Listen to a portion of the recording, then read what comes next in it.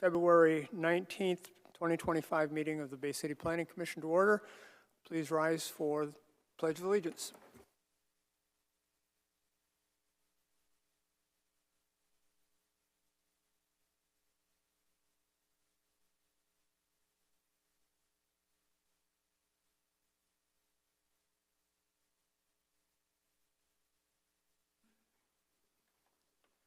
Thank you.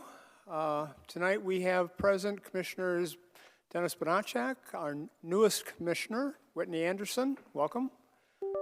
Ashley Meyer, excuse me, I'm going to call you Anderson. Sheila Turbett, Mike Burns, and myself, Douglas Fries, staff, Terry Multane, and Lisa Giffens. With no other commission liaisons present, we will move on to public comments. Anyone from the public wishing to speak on any item not on our agenda for tonight, please come to the podium, sign in, state your name, and you'll have 5 minutes.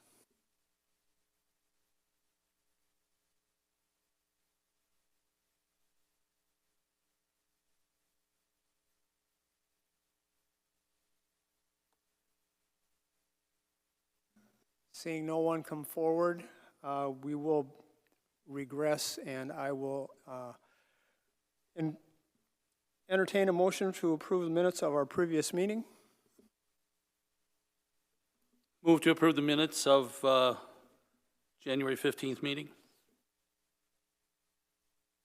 Second.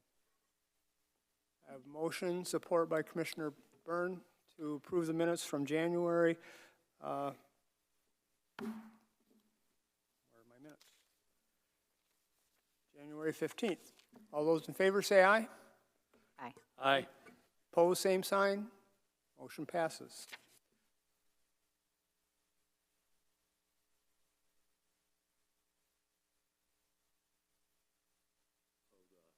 Yeah.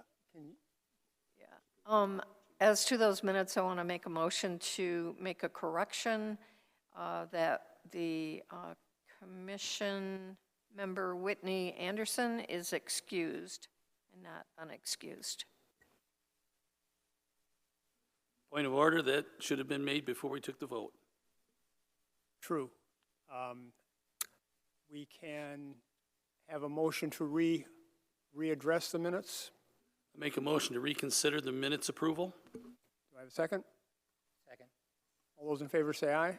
Aye. Aye. Opposed, same sign. Motion passes. Sheila? Same motion that we I will make support a the motion. Correction that Whitney Anderson is excused. Second. Motion and second to correction of the minutes, noting that Whitney Anderson has an excused absence. All those in favor say aye. Aye. Aye. Opposed, same sign. Motion passes. I'll try not to do that again. Now I move to accept the minutes of January 15th. We have a motion to approve the minutes of January 15th, 2025. All those in favor? Aye. Aye. Opposed, same sign. Motion passes.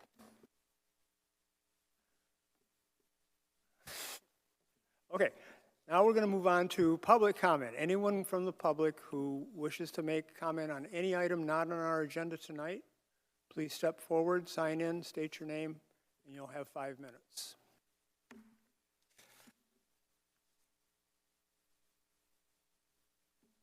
Seeing no one come forward, we'll move on to our old business. We have 3 tabled items that we need to remove from the table to at least discuss whether they should remain on the table or be disposed of. I will entertain a motion for case SU 2404. So moved. Second. I have a motion to remove case SU 2404, 1021 Broadway from the table. All those in favor say aye. Aye. Aye. Aye. Opposed, same sign. Discussion. Terry, do we have any action that can be taken on this at this point? The store has closed. I received some phone calls from some adjacent property owners who informed me that the store was closed. And I had called Tory Jackson and left a message asking that he contact me. So that was yesterday. I had tried to call him. So I'll give him a few more days, still try to reach out and talk to him. But at this time, he has closed the shop. So action on the special use approval then is kind of in abeyance because, as I understand it, he's not able to comply or has issues with compliance on what the city engineer is asking him to do with the curb cuts on Broadway. If we don't get notification from him, I would anticipate that we'll take this off the table again next month, but we will dispose of it at that point. I will entertain a motion to put this back on the table. I move that we put case SU 24-04, 21 Broadway, Tracy Jackson, on the table. Second? I have a second. All those in favor of tabling SU 2404, say aye. Aye. Aye. Opposed, same sign. Motion passes. Okay, I will entertain a motion to take case SPR 2406, 603 Columbus Avenue from the table. So moved? Second. I have a motion and support to remove SU 2406 from the table. All those in favor say aye. Aye. Aye.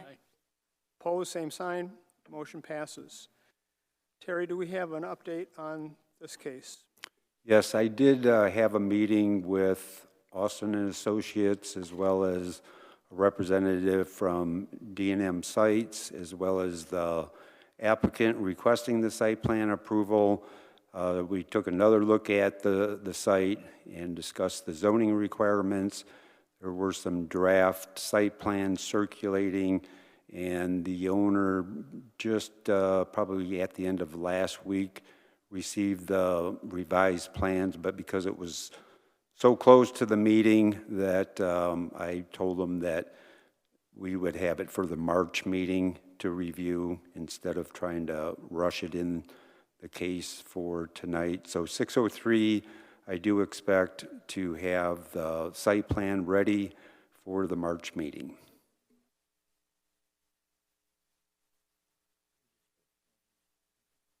We could do that rather than,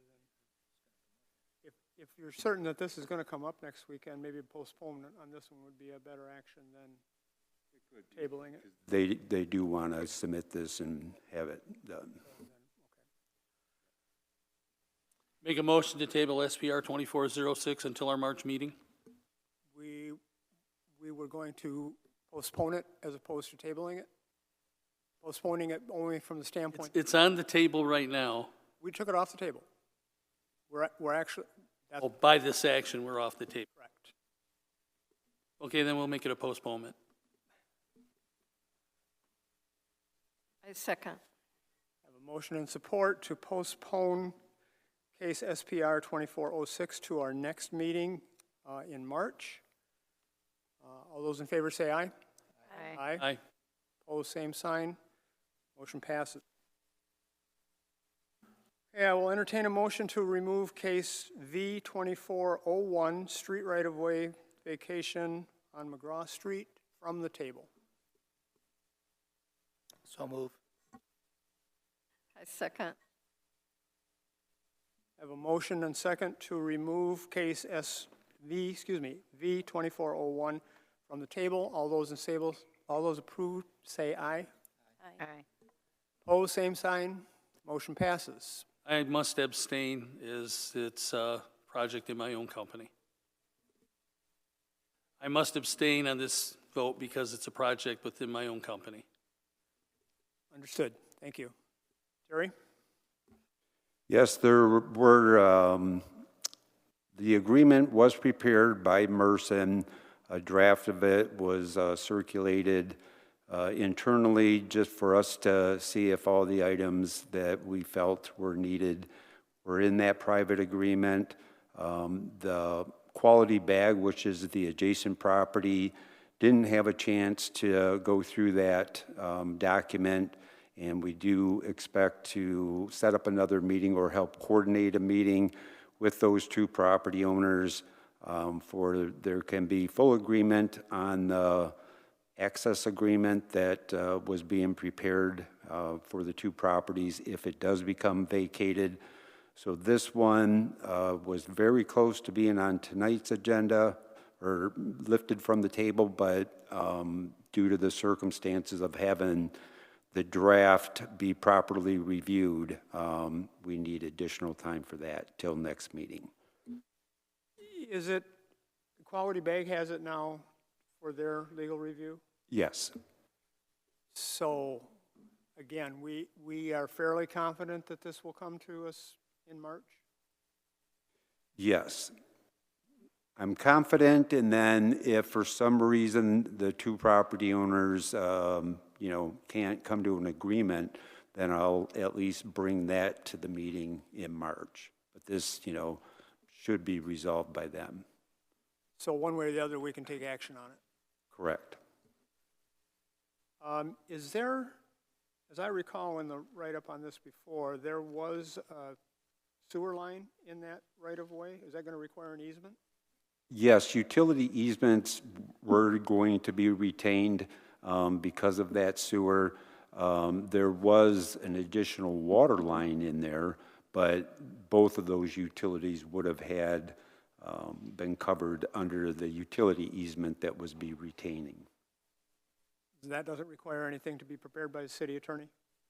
No, what happens with that is after the Planning Commission makes the recommendation to the City Commission, then I take it to the City Commission and then have to do that for weekly publication.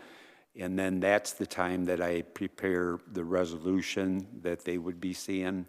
So the resolution is the official act of vacating it that the City Commission does. So it sounds like we're in a position to postpone this one also, that we should be able to take action in March, and I would anticipate that we do one way or the other. So I would entertain a motion to postpone. I move that case V 2401, street right-of-way vacation on McGraw Street, be postponed to the March meeting. Second. I have a motion and support to postpone case V 2401, street right-of-way vacation on McGraw Street until the March meeting. All those in favor say aye. Aye. Aye. Opposed, same sign. Abstain. One abstention. Motion passes. Okay, new business. We have before us tonight case SU 2503 for 1113 Center Avenue. This is a site plan review and a special use permit request for new construction of an apartment building. Terry?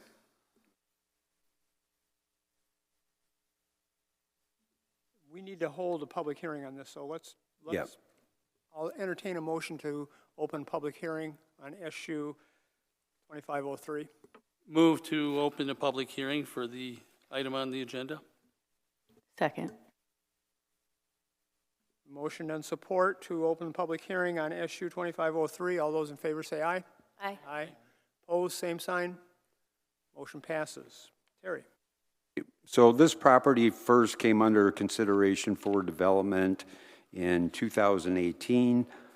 There was an application before the Planning Commission, and it actually went before them twice. The first time it was proposed to be a 6-unit, and then the Planning Commission had revisited the case when the applicant had requested a 12-unit. I did provide the meeting minutes to that October 17th, 2018 meeting. I guess the In the staff report, I kind of highlight some of the code requirements in the departments, comments that have been made, and then specifically on the table that begins on page 3.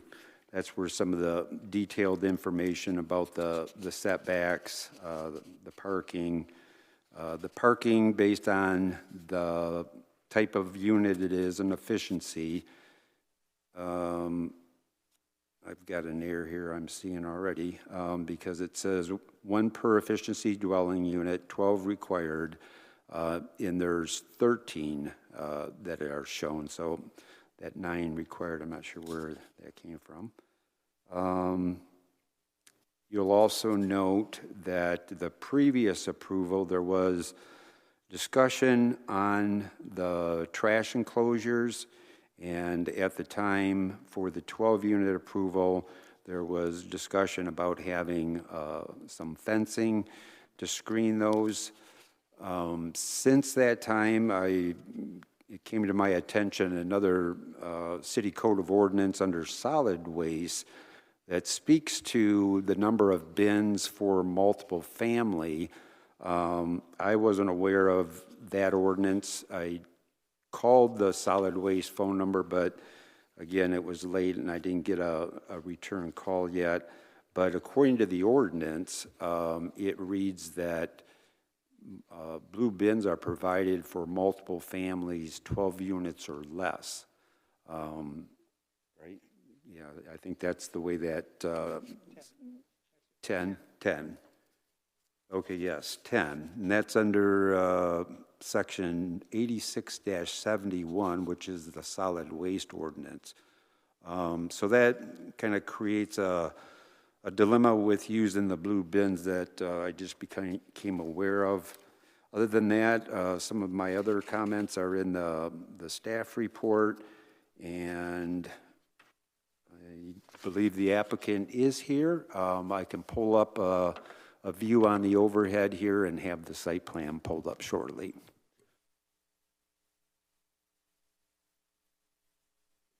Do we have a representative from the applicant present? Just step forward, please, sign in, state your name.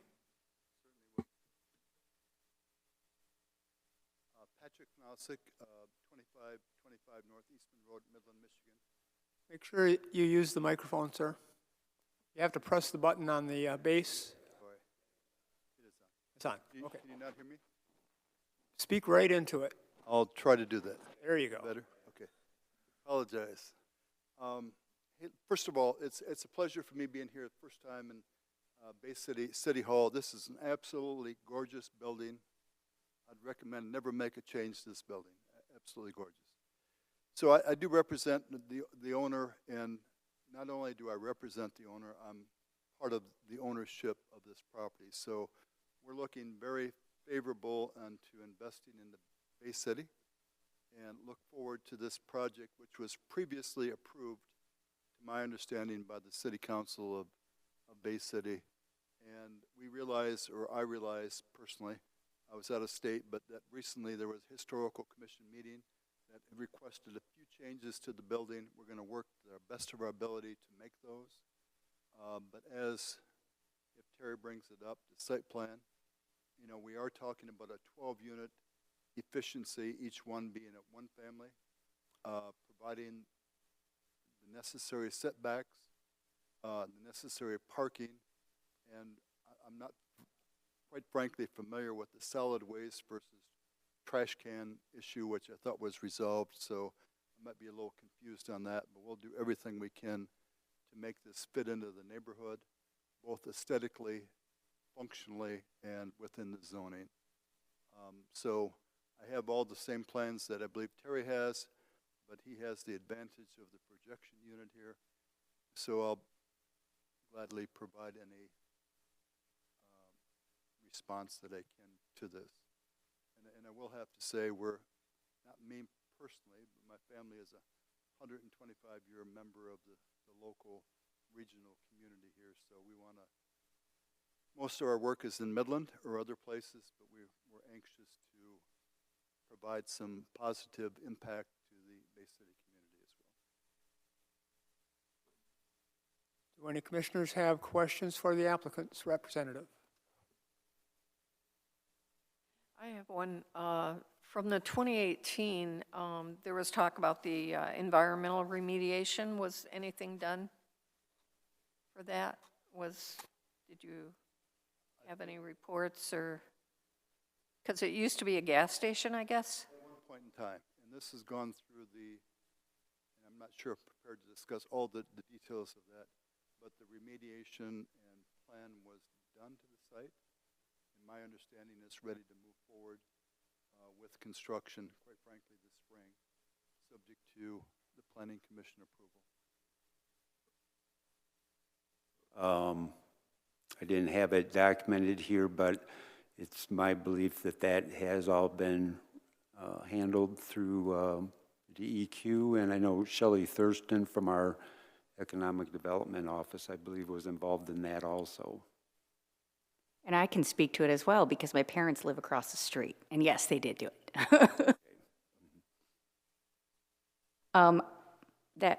Because my parents live across the street, I'm very familiar with this property. I actually grew up in that house. And I have to say there is one thing that concerns me a bit, and I have a few questions for Terry, and I hate to be, I know this is probably the sore subject of all of it, but going back through the comments from the 2018 meeting, I looked and I counted them, that 8 out of the 9 comments and 3 commissioners voiced concerns as well about parking. And I know that, that there's 14 spaces on site, one of which is a handicap space. So that's obviously going to be reserved for that. But knowing the status of the street parking in that area, in my personal opinion, and I believe many other people's as well based on these comments, it's going to be a big problem. As of right now, there is, on that same one side of the street, you can't park on at all. The other side of the street, because of all the other multi-units in the area, because it's inundated all the way around with apartments, right? The building right behind is an apartment building with at least 4 units, maybe 5, and then 2 houses down is another 4-unit apartment building. And then across the street is like a 4 or 5, I'm not quite sure, maybe 6 in that building as well. So there's a lot of units in that area already. That street is consistently filled with at least 4, if not 5, spots that are always parked there because they don't have any off-street parking.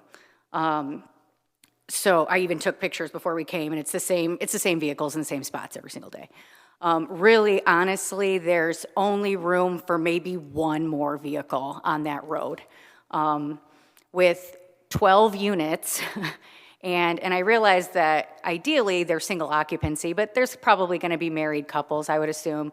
And I noticed that someone from the previous meeting had mentioned something about it typically being 1.5 units per bedroom, or spaces, per bedroom, in other. My question to Terry is, I know this is a special use, and I know that, this, office zoning is different because they're not there 24/7, and, it's a little bit different.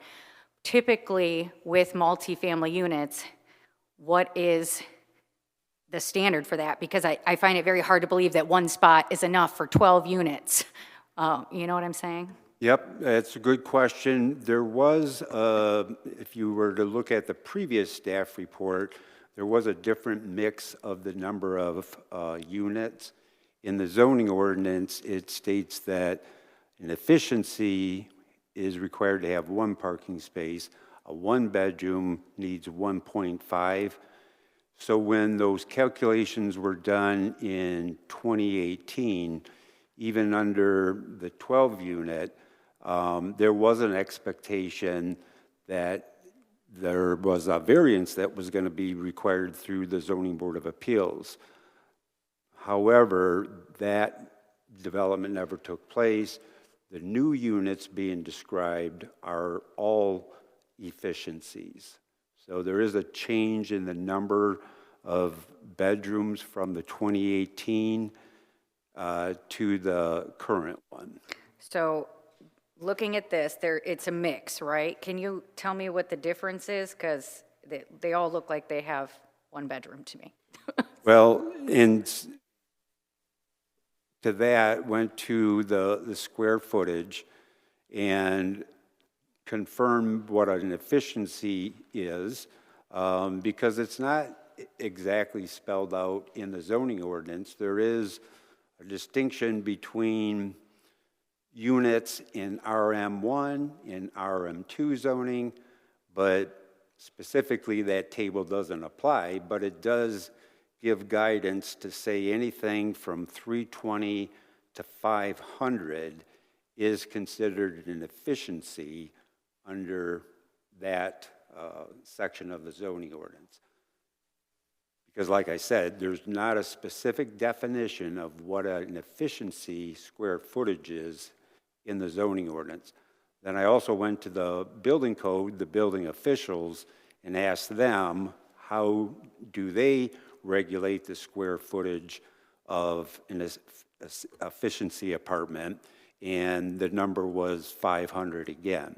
So having confirmation that the building code has that range of 320 to 500, and then the zoning ordinance in that table uses the 320 to 550 of still calling it an efficiency, but that's the reason the one per efficiency was met. Can I ask you, if this was not zoned as an office and it was just a residential, a zoning, either one or two, does that change, or is that the same across the board? Do you see what I'm saying? Sorry, it only changes if you get into the sections that's referring to high rises, because then you're having a need to calculate ground floor, and you're also having to calculate square footage of the units. Here in the O1 office, all it says is special use, multiple family. So a lot of those calculations and everything that pertain to that RM1 zoning don't necessarily apply because of the zoning of O1 that this is. Right. My only thought is just, I mean, this, and you even nicely gave us a little zoning map. Most of the zoning in this area is residential. I assume that's what your blue color, I don't know if it's one or two, but I assume it would be one. But anyhow, and I realize that it's as office now because, you know, it was a gas station for many years, and then next door was an office, and then there was offices all down center. I remember it when I was a kid. But the reality is, I mean, it's a residential. And in a practical sense, 12 units, you're going to need more. I mean, and it's 14 technically, but one of them's handicapped. So, you know, not everyone can use that space, only someone who would need it. One extra space for 12 units and maybe one other on the street or two, just in practicality, is just not enough parking. I mean, it's just, in Center Avenue, obviously you can't park on. You can't park on that side of Fifth Street. There is on the opposite end of the street. And I think you can on Farragut, I'm not sure. But anyway, I mean, I can definitely tell you that on that road, there would not be anywhere near an adequate amount of parking. If I Well, may speak to I that. might be reading this plan wrong, but I'm only seeing 11 spaces plus a I think handicap. they're snuck in on the sides of the building. There's two on either side of the building, one handicapped and one on the opposite side. Terry, do you have that drawing? It's shown on the screen here. And certainly if we could, we would provide 36 parking spots here if we possibly could. Unfortunately, the site does not permit for, you know, what is depicted is the most we can get on the site. And, you know, and I just want to make this statement, you know, as we all know, building construction is extremely expensive for anything, and we try to do the best we can with the site that's there. The zoning the parking that is depicted falls within the zoning ordinance as we understand it. And certainly if we could provide more, we would do that. And we expect, we're not somebody who develops and sells. We develop and own. So we expect to become a member of the Bay City community and manage this the best we possibly can.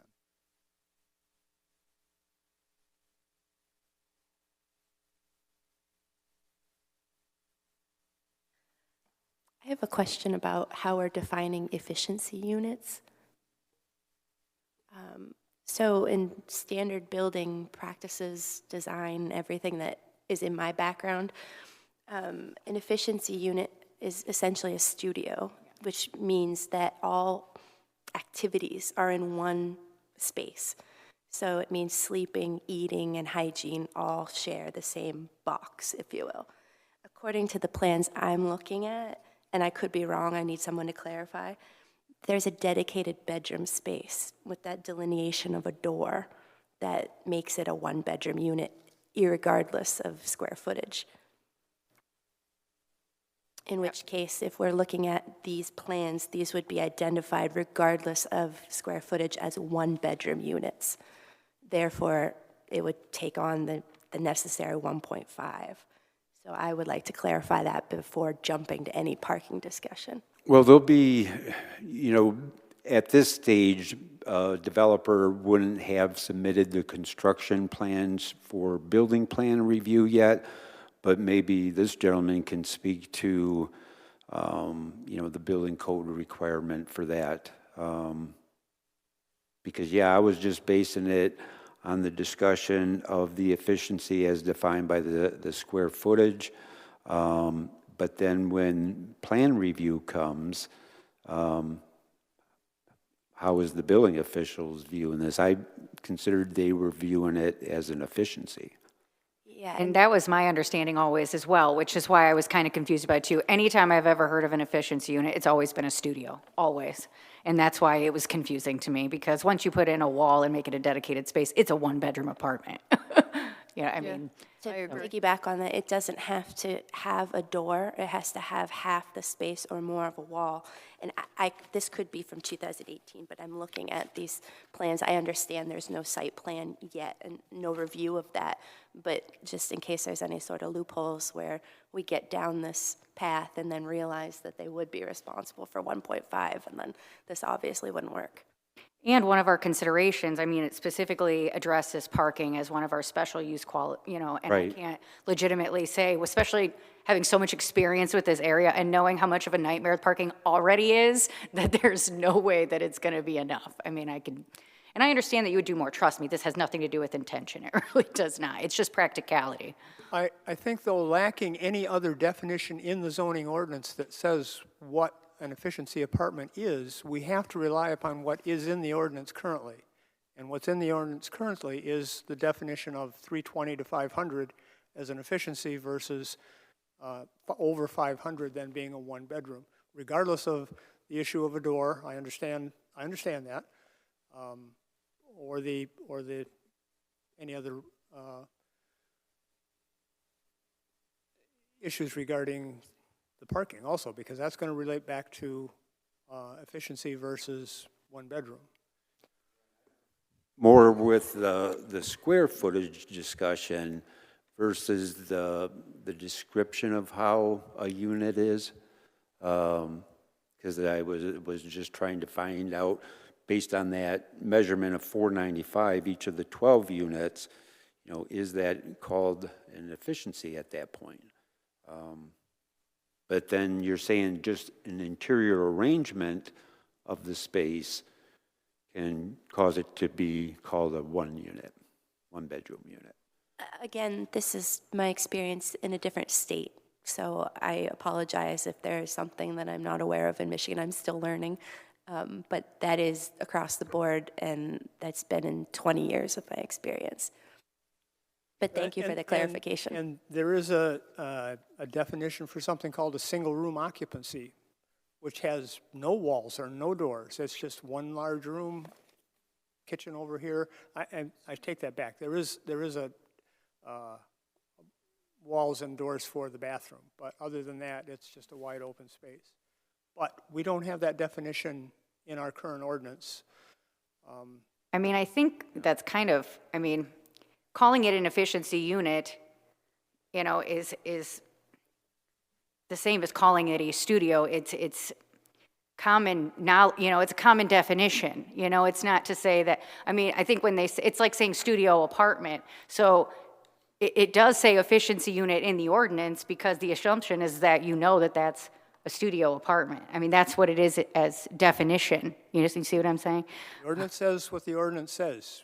We can't read into the ordinance. We're only here to act upon the ordinance as it's written.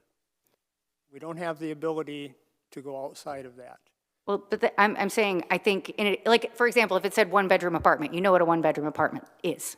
You know, there's no arguing that. I think I don't think we're going outside of the ordinance. If the ordinance specifically says efficiency unit, that's saying basically studio apartment. That is the ordinance.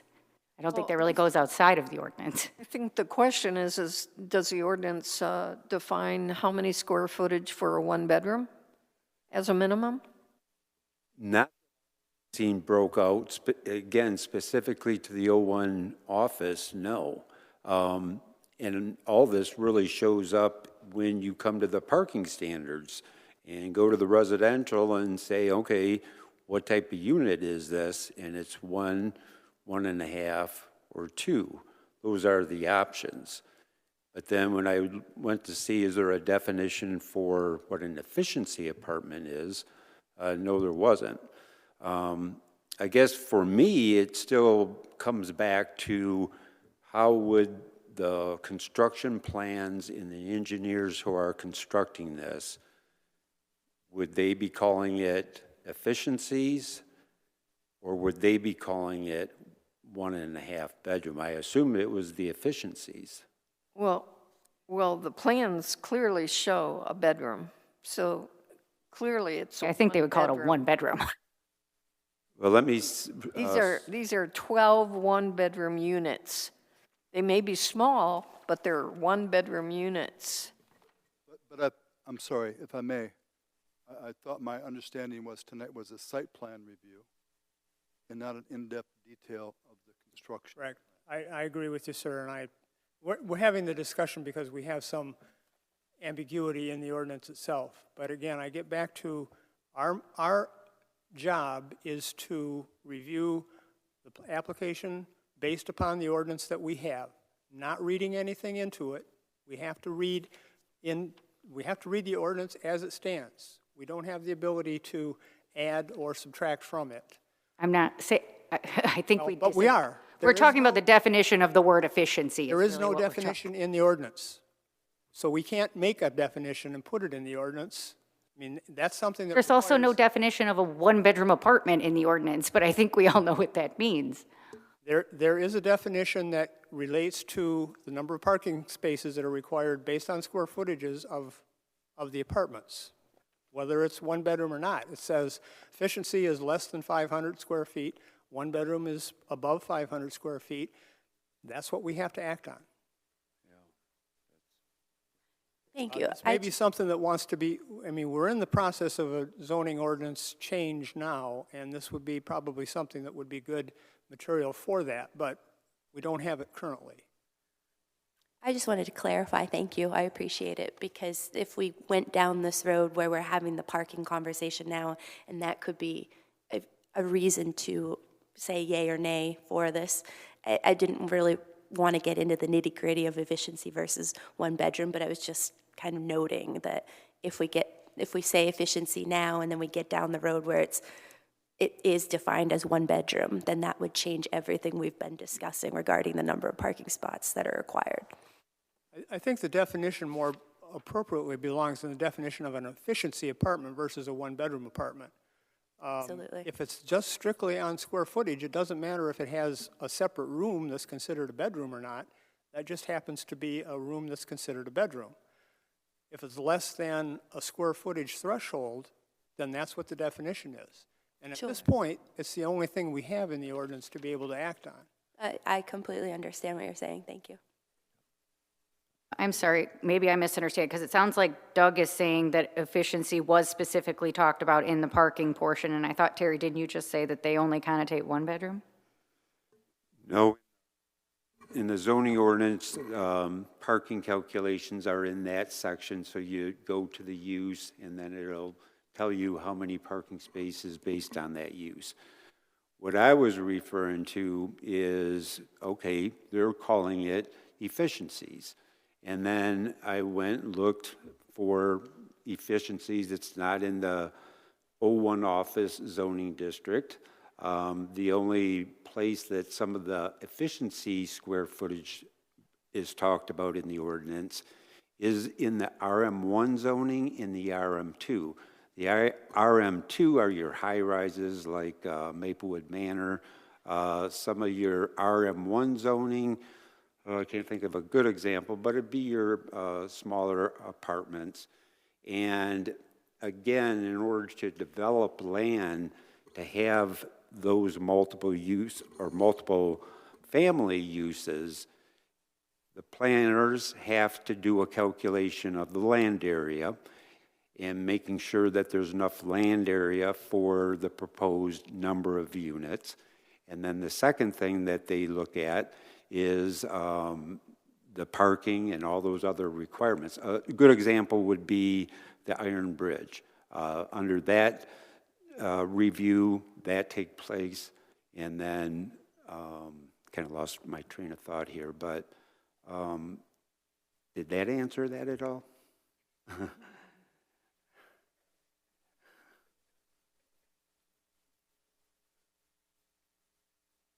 Yeah, I mean, oh, that's where it was. It was in that RM1, RM2. So I look at the table and I say, okay, I know this property isn't zoned RM1, but for purposes, how are they describing what the efficiency is in a unit? And that was that 500. And then for a one bedroom, it started at the 500 and above. And then because it wasn't exactly, other than that nuance of going to a different zoning district to see how efficiency was defined, that's when I, approached the building code just to say, okay, how would you guys define this? Because I was struggling with the same thing, is it a one bedroom? Is it an efficiency? But I thought I had, after talking to the building official and the square footage came up, that kind of solidified it for me that I'll call it efficiency.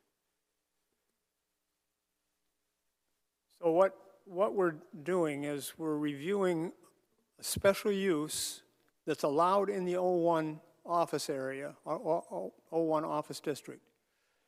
And that special use, which is allowed, is multifamily housing. Correct, Terry?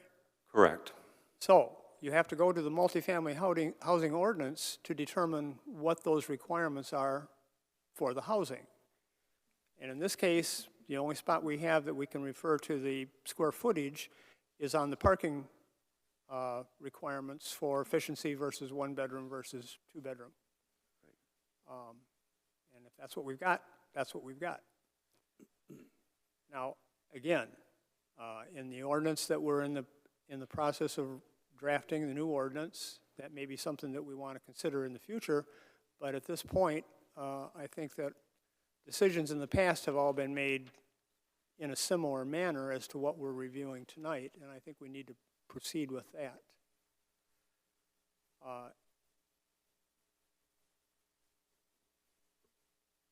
Lost my train of thought.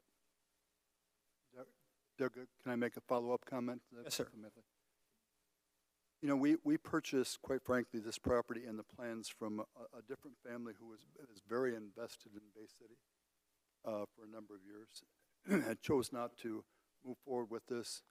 We saw the advantage of this, and us, like anyone else, relies on what the ordinance is today, not what it might be 2 years from now, 3 years from now. And so we did, in good faith, tried to move forward to meet all the requirements of the site and what we understand to be the existing ordinance of Bay City. So that's what we come forward with tonight to attempt to do. I have a question. The little strip of land, is there going to be anything done there? It's an interesting little strip of land. And I can't speak. Yeah, behind the other house. I can't speak to the historic advantage. We're going to probably try to turn that into something that's decorative. You know, it's not large enough. I think 15 feet wide is the width, whatever the depth is. It doesn't serve as a parking spot. It doesn't serve as a trash receptacle. We're going to try to turn it into something that adds advantage not only to this particular property, but to the neighborhood as well. What that is today, Sheila, I can't speak to that. We're defined by the previous subdivision of land. Right. I have some property that has a weird piece of land like that too. But, so you're just basically going to use it as green belt?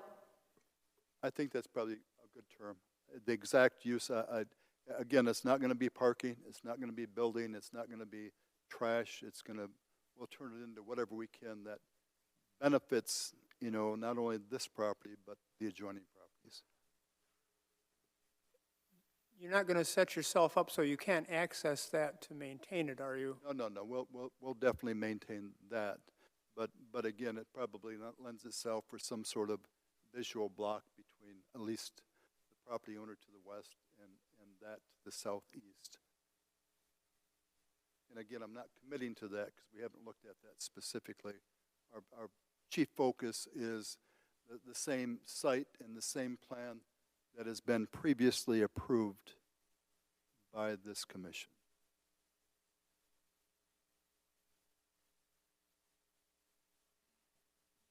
You'll note on that site plan that the area on the east side of the building where you have the screened the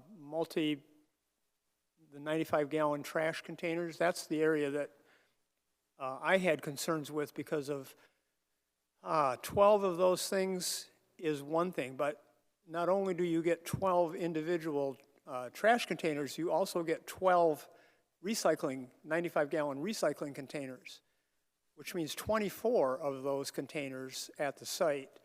And on every other weekend, you're going to have 24 of those being lined up on the street, which is going to be a real mess. Well, as depicted here, and we haven't gone to the in-depth detail of that, we know that's an issue and a concern. It's for the tenants that live here, plus the neighbors. You know, that area is going to be screened. We're going to do the best we can to manage that. I know there's some city receptacles that are used, and we're going to do the best we can to manage that trash and recycle issue. And I would refer you to the ordinance provision that Terry mentioned, the solid waste provision in chapter 80, what was that, Terry, 86? 84, or yeah, 84, I believe. Yeah, It Doug, was can you, 8671. yeah, can you read that again? Because Chapter 86, section 8671, it says, in part, this is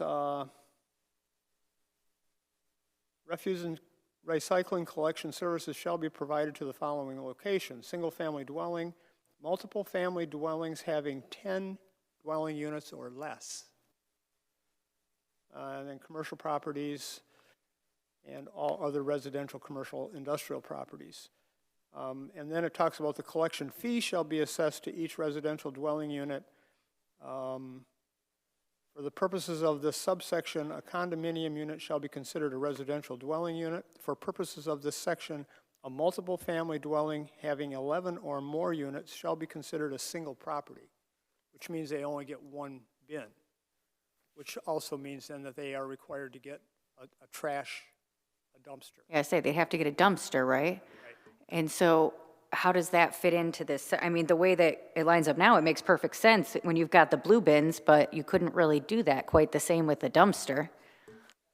Would be up to the property owner, the applicant, to revise the site plan to show that on the site plan. But I don't know that it necessarily would have to come back to us if we make a provision in our motion that they would have to then go back to the city building people to fully review the requirements for section 8671.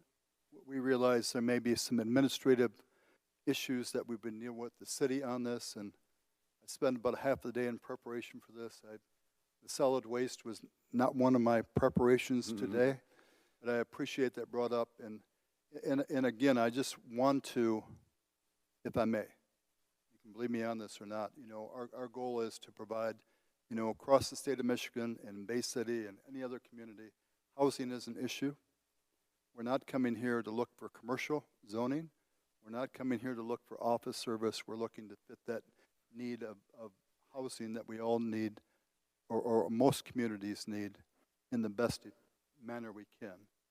And, you know, within the site plan and the ordinance that's in existence. So Jeff, let's go.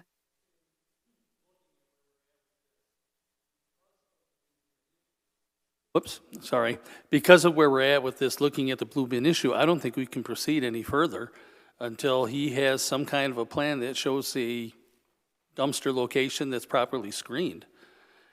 Because I was looking at that earlier too, and I could see there were 12 bins shown.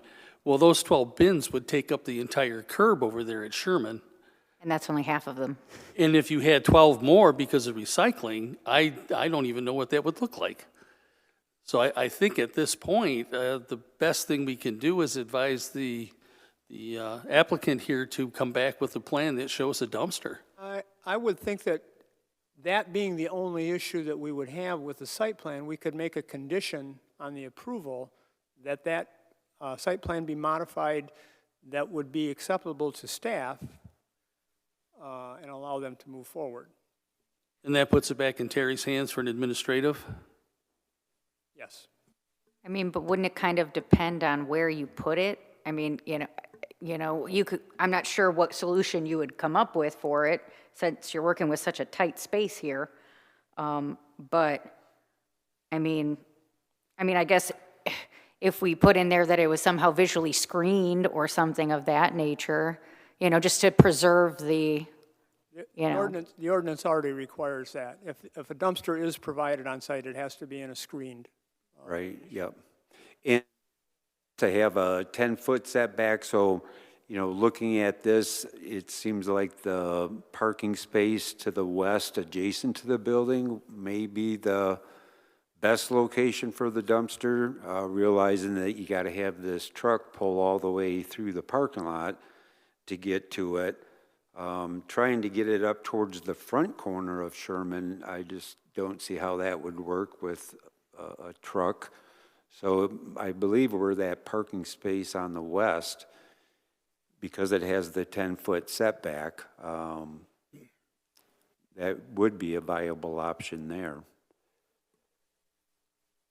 I'm going to jump in the middle of this, Terry, since this is what I do for a living, and I'm going to disagree with you.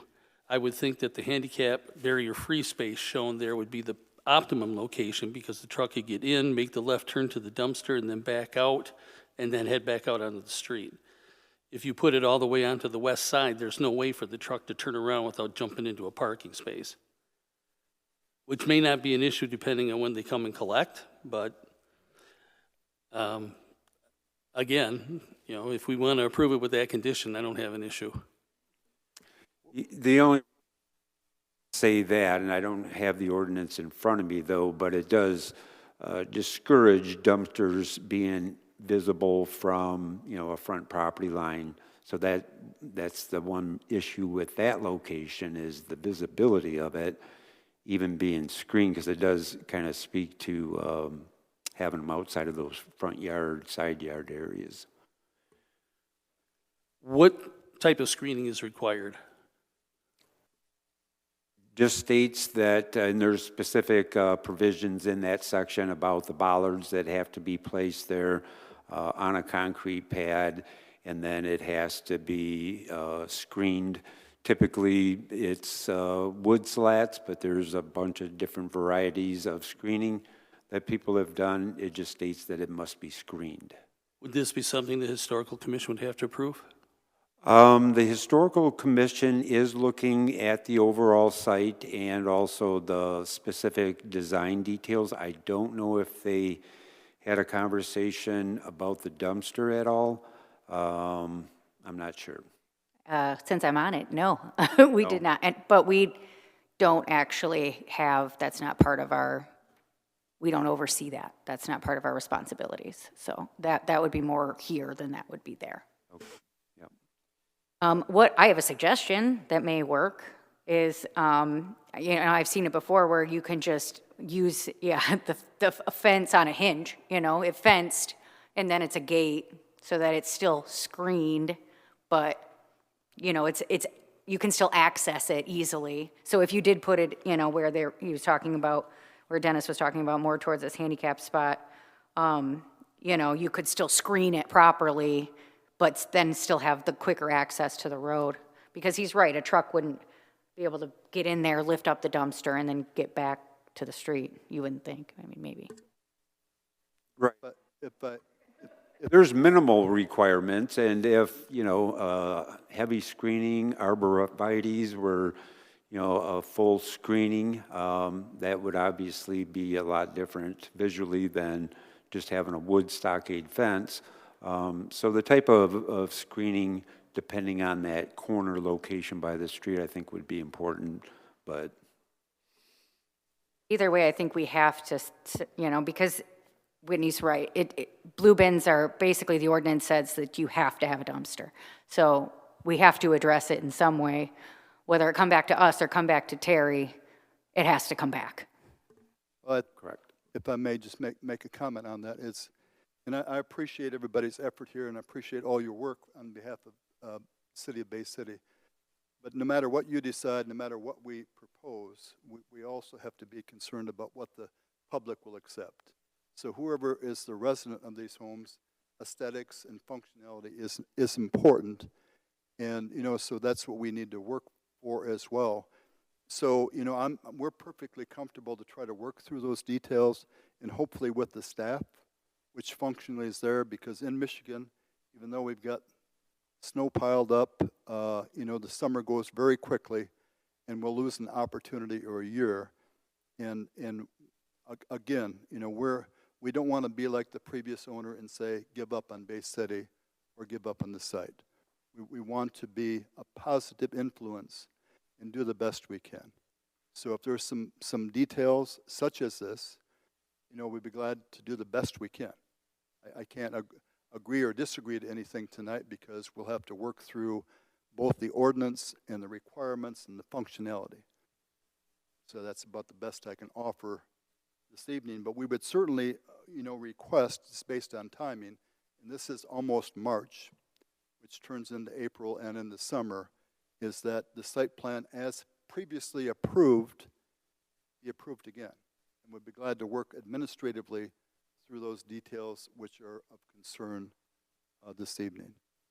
Well, and just to your point, I think we're kind of agreeing here, even though it probably sounds like we're not. But something to keep in mind too is back in when they originally approved this in 2018, we didn't have those big recycle bins. So we were only talking 12 bins then. So even though I'm not sure what the ordinance read at that time, maybe that was an oversight, I don't know. But the ordinance that we have now says 10, and then now we don't have 12, which, we could kind of finagle, but, 24, I mean, that's not anywhere close. Well, I don't think the recycle bins are required, though. You can opt out, decline I mean. having one. Yeah. But really, even still, the ordinance says 10, Right. I think we're in a position where that needs to be addressed through staff, through the solid waste department, and make sure that we're firm on that. Yeah, I would like to make a recommendation that, we do hold the public comment and get that in as soon as possible to tonight's meeting and see, if there's any residents that have some comments on this also. We have any other questions from the commissioners based on the site plan at this point? No, I do have to excuse myself for time there. Thank you, Terry. All right, thanks. I'm sorry, any questions of me specifically? Thank you, Ashley. Not necessarily at this point, but you may want to stand by. We open this up for public comment. There may be. I'll stand by because this is of keen interest to us, of course. Okay. Thank you. Having no other questions from commissioners, I will open the floor to anyone from the public who wishes to come forward and have comment on the proposed application. Please step to the podium, sign in at there's a register there for you to sign in on.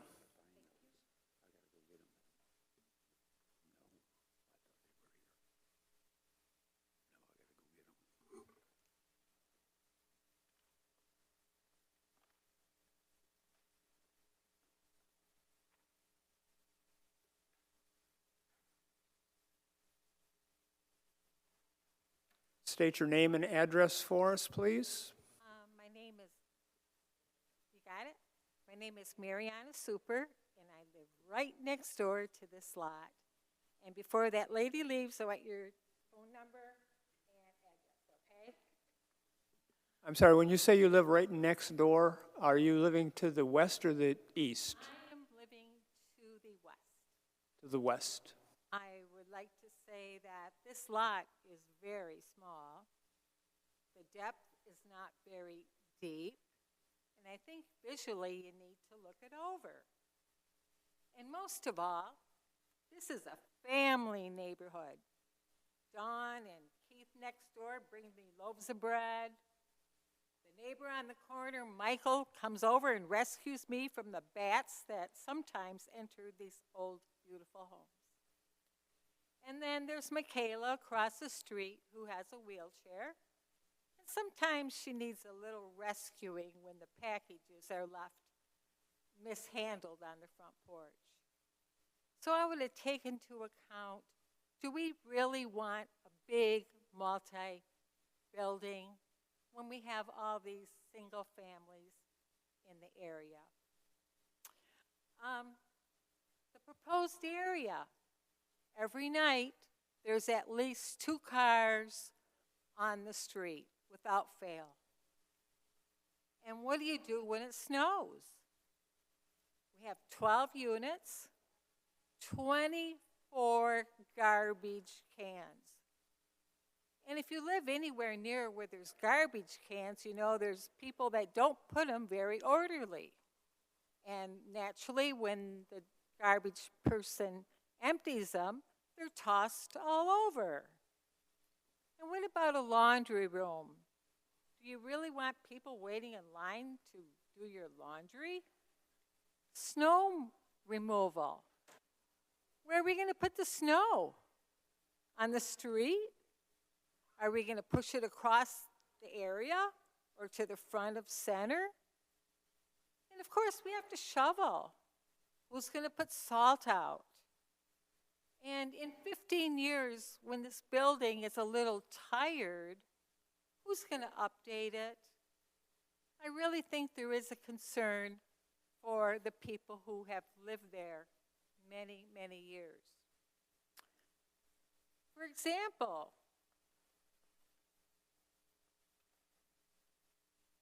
for a minute,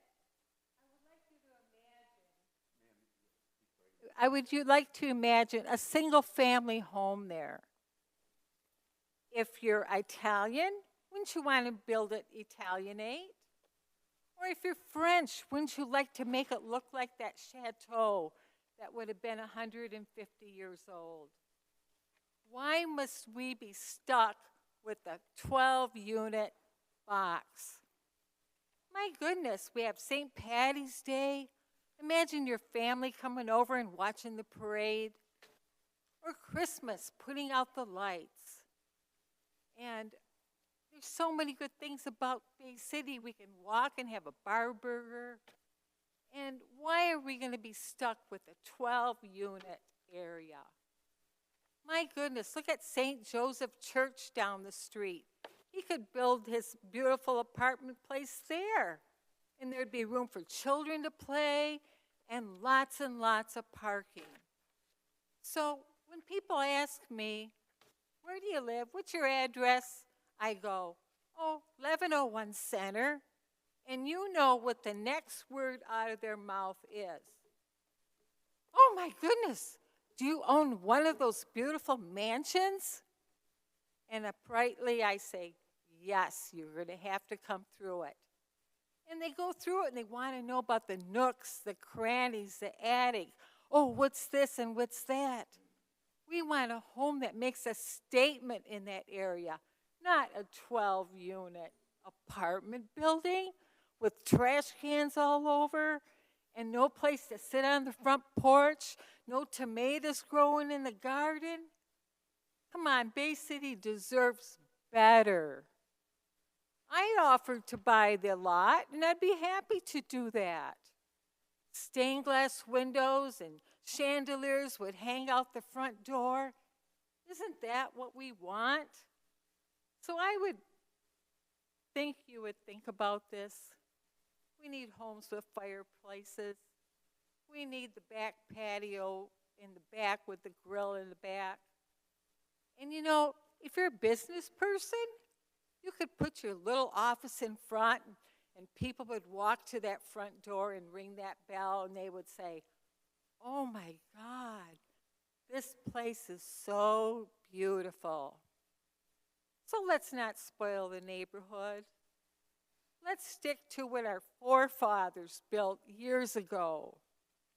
There was no electricity in my home 150 years ago. There was no running water. And when I go to clean out the garage, I can still smell the manure from the horses. Let's stick to our values. I know this guy means well, but there's a lot of bigger areas in this city who could benefit from his plans. Thank you so much for letting me talk. Do you have any questions about my place? You're welcome to come over anytime.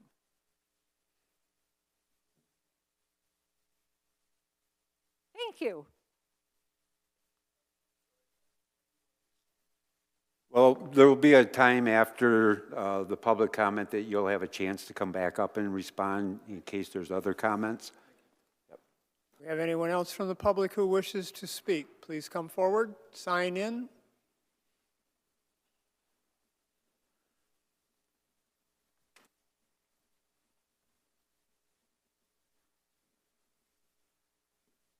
State your name and address. Good evening, Stuart Barbier, 924 Center Avenue, about 2 blocks from this property.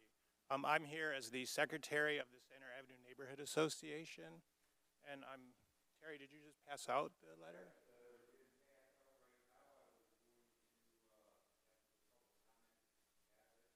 Okay.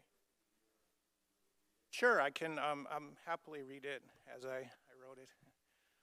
Anyway, dear Planning Commission members, on February 13th, the Center Avenue Neighborhood Association's Board of Directors voted 8-0 to oppose Panasonic Property Solutions' request to the Planning Commission for a special use permit and site plan approval to build a 12 efficiency dwelling unit project at 1113 Center Avenue. We urge the Planning Commission to deny this request. The 2024 Bay City Master Plan highlights the importance of preserving historic structures in the city's 2 historic districts, including the Center Avenue Historic District. For such preservation to happen, there needs to be neighborhood pride, which the plan deems, quote, critical to neighborhood stabilization. Given that the area of the proposed construction is already saturated with small apartments, I have more than 40 units surrounding my own house 2 blocks away from the proposed site. We can see how such neighborhood pride is already lacking in this area. And adding 12 efficiency units that attract highly transient tenants is not going to improve the situation.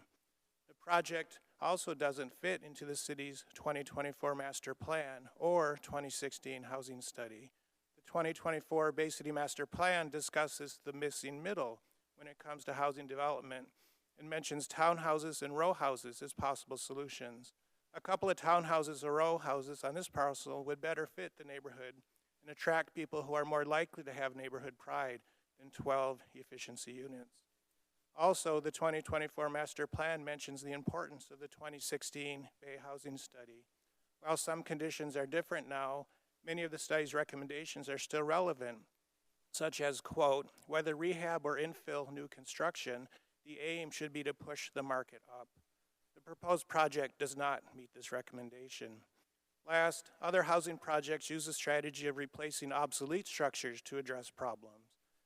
Those that were finished or are in process include Luxoff, Washington, 42 units, Water Street Loft, 86 units, and the 104-unit structure that will replace the old YMCA, Bay County Market, and a couple of adjacent vacant buildings. The proposed 1113 Center project does not fit into this model. The land is vacant and could be turned into a pocket park if not used for townhouses or row houses. Once again, please deny the request for the special use and site plan approval. Instead, encourage the company to propose a project that better preserves the spirit of the Center Avenue Historic District, one that would increase the neighborhood pride of its residents. And as a property owner, I will add on those bins, this is a very interesting discussion. I have a 14-unit and a 16-unit directly across from me. They don't have dumpsters.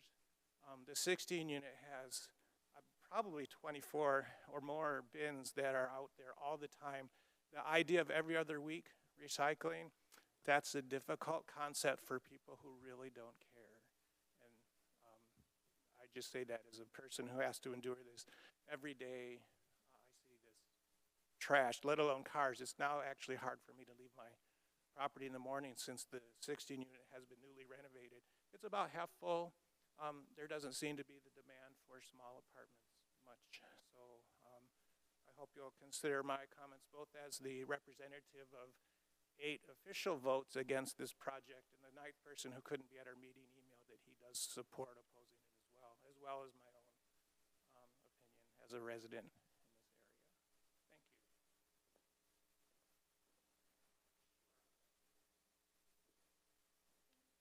you. We have anyone else from the public who wishes to make comment regarding the application?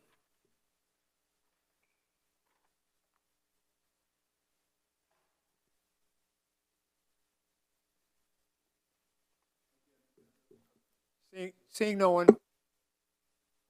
I don't know if you were going to ask for correspondence received. Right. But that's where we'll go next. I did receive one correspondence.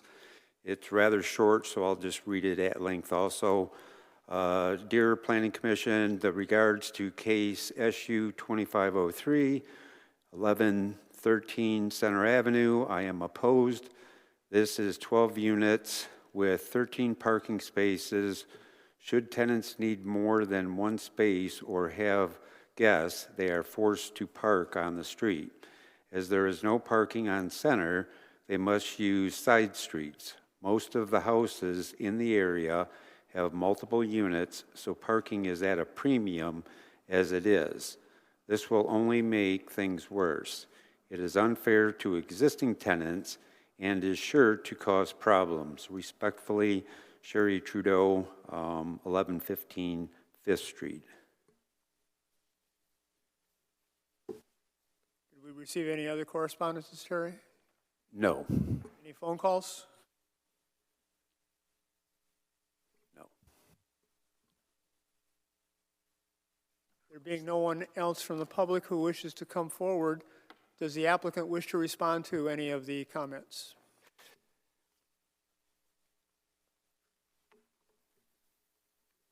I won't sign in again. I don't No. think it's required. Patrick Panasic. You know, just a really brief statement. You know, I wish we all could live in an 11,000 square foot home or 3,000 and have all the parking in the world.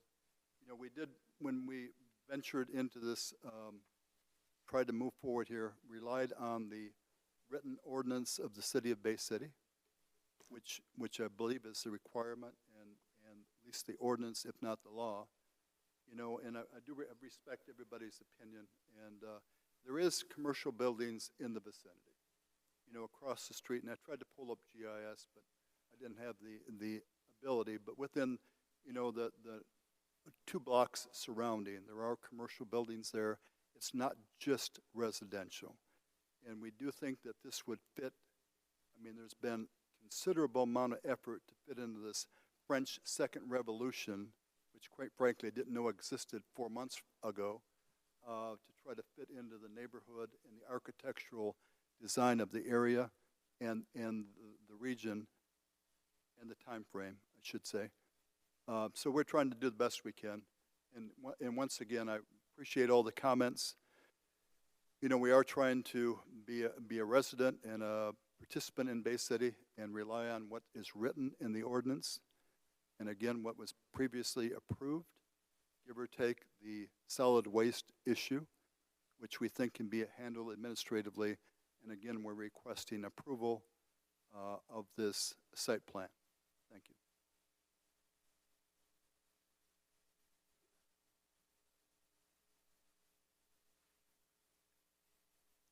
Do we have any other action on the public hearing? I'll entertain a motion to close the public hearing. So moved? I have motion and support to close the public hearing. All those in favor say aye. Aye. Opposed, same sign. Motion passes. I'll now entertain a motion to go into the business section of this action. Going to the business section, so moved? I have motion and support to go into our business deliberations on this application. All those in favor say aye. Aye. Aye. Opposed, same sign. Motion passes. Does anyone from the commission wish to make comment, or are we ready to move into a motion?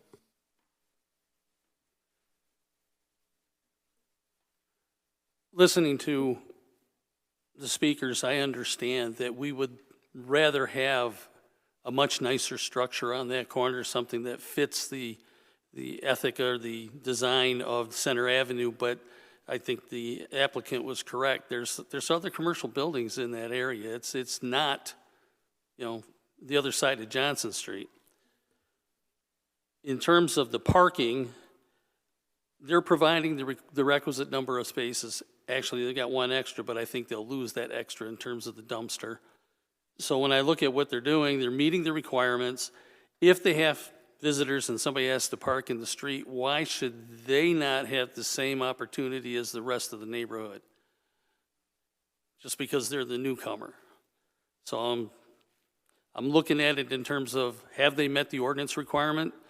Everything I see says they have.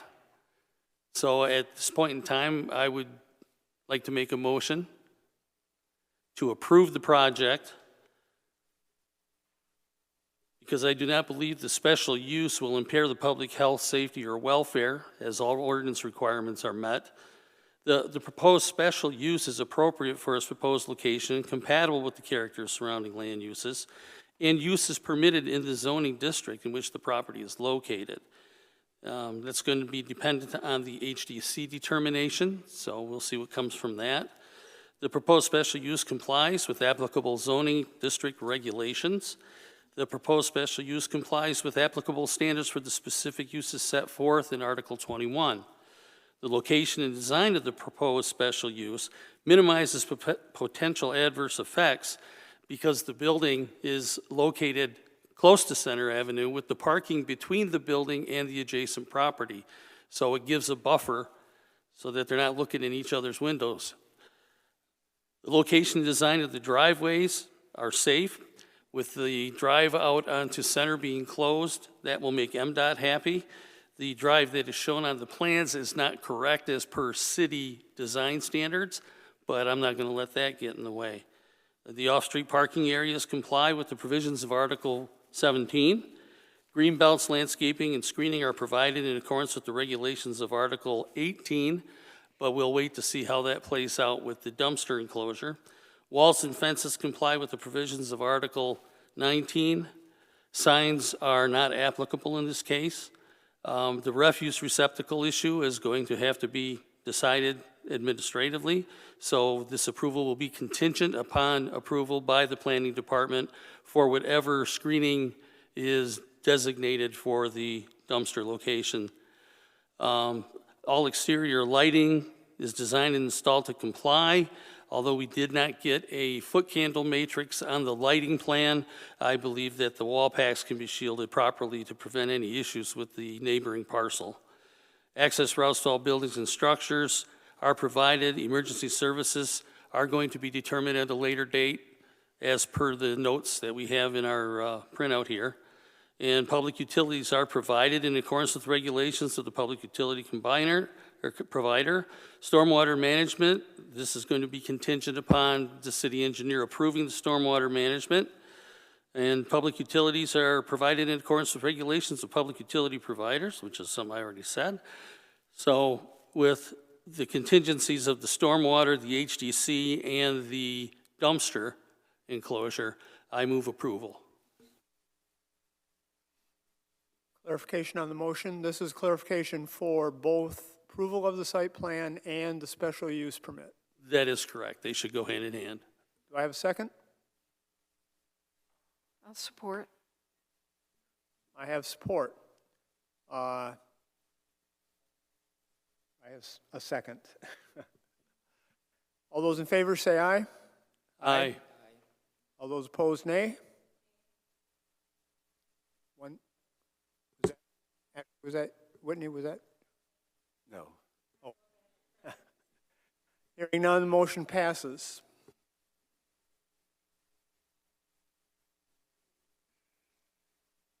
Okay, on the agenda are up to staff comments. Terry?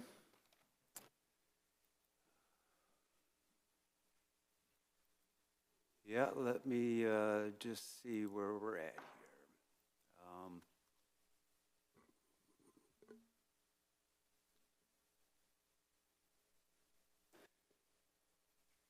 Let's see, I'm trying to think, with the two projects that is being worked on, obviously, is the sign ordinance. We've been meeting every other Friday to get that prepared. We've gone through it pretty much with our committee. We just need to address some concerns that some other staff, because we shared it with our code enforcement office, because they also help enforce some of the sign regulations, and they had some experience with signage, so they took a look at it. Like I said, I'm more than happy to have it as a copy for you for the March meeting, because I believe we will start taking some steps to finalize that. As I mentioned before, because the sign regulations are not part of the zoning ordinance, that the Planning Commission doesn't need to act on them. It will be going strictly through the City Commission. Having said that, the zoning ordinance, we have not established any dates or times yet for the steering committee. One of the things that happened in the past month was the consultant has what they call a zoning ordinance assessment tool that takes a look at the current ordinance, and then it matches up to make sure if there's any current law or new legislation, if anything needs to be updated from that side. This program sifts through all that. Like I had said before, the review is taking place of not only the current zoning ordinance, but also the work that was done under the previous ordinance that wasn't adopted. I had identified areas that I felt had strong,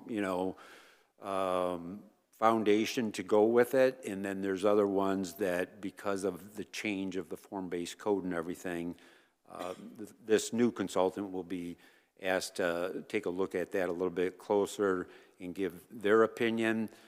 There's still the commitment to have subcommittees.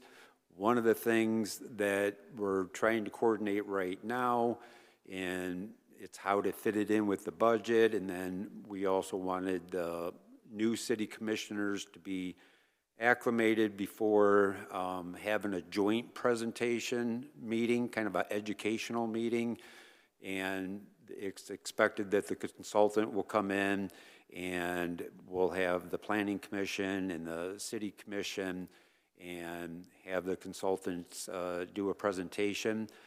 This was done actually when we did the 2017 master plan, had the City Commission and Planning Commission and the City Commission in room 317 and had this presentation. So we are working on some dates for that. We just need to see what date it's going to be best to have that presentation be given to you.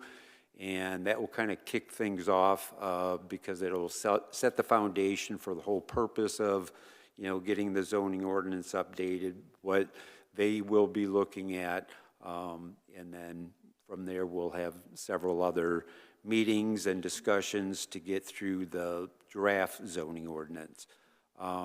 It's still expected that this grant, February of 2026, sticks in my mind as far as the date that we have to make sure that we have it completed by, because there's some closeout requirements through the grant that we were able to secure. So there is a need to move on this. It's not, doesn't have the ability to be strung out beyond the deadline. So we will be meeting that deadline.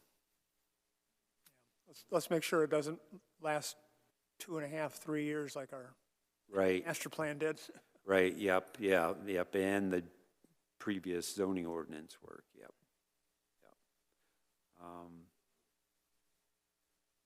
Other than that, I guess that's all I do have. Let's keep the lawyers out of it this time. Yeah, that's always wise. Did you want to make any comment on the annual plan that you? Oh, I'm sorry, yep. I did prepare with Lisa's help. It came right down to the wire today because we had to fill in some blanks in there. It's the annual report prepared for the Planning Commission. One of the things that I just want to state real quickly is this is the first year now that we have that essential certification through the Redevelopment Readies community. In the report, I did include some information about the Redevelopment Ready community. One of the things I'm going to look at for next year is finding out exactly how these other communities have been reporting in their annual report, because there's some differences as to how that report might come out. Matter of fact, next year, because we'll be doing more work with the zoning ordinance, I expect to be specific. And the other change that I would like to make for next year is where it actually does come from the Planning Commission. Right now, the way it's always been written is, okay, here's what the department does. But what I want to do is look at the other communities that have the certification, and if it is an actual report of the Planning Commission, which is the requirement of the Planning Act, then what I envision for next year is possibly not including the Historic District Commission information, not including the medical marijuana and recreational, and just focus the report specifically to the Planning Commission side of things. So we'll see what I'm able to find out, but I just had some late observations for this year that I think I might even be able to improve upon it next year. So for this year, we do have that full report. I was gonna pull it up and go through it, but it's pretty self-explanatory. It's attempting to show all the different types of cases that the different boards have. The zoning board would always be considered part of the Planning Commission role, but I guess in the future, maybe we'll make some changes to that report, and it will be solely focused on Planning Commission activities, and then especially with this reporting that is due to the Redevelopment Ready program, we'll make sure that we're providing all the necessary information. So it could get into even more detail next year, not with regard to the types of cases and things like that, but more importantly, you know, what work have you done specifically in the year to either move forward ideas or do implementation of the master plan. So that's where I'd like to have the report redirect a little bit of the attention instead of just giving the hard facts of today, kind of predict in what we did in the year past and include all of that in the report. The redevelopment ready requirements, they don't have a specific template of how the annual report has to look? Not that I've seen, no. No, I will keep looking, but I did tell my staff that I was going to take a look at some other communities that were certified under the same program we did to see how they were preparing their reports. But yeah, if there is any example, I'll be glad to get it. Just know that when we talked about the redevelopment ready scenarios and the protocol, there was an awful lot of upfront stuff that we had to make sure that we were addressing. And it just kind of makes sense that they'd have some kind of a template that would show how we're actually trying to achieve those goals. But if they don't, they don't. Yeah, yeah. I'll look, I did look throughout their best practices, and I did do a quick screenshot showing just, from those best practices what they do require when it comes to a zoning ordinance. Okay, great. Any other items not on the agenda?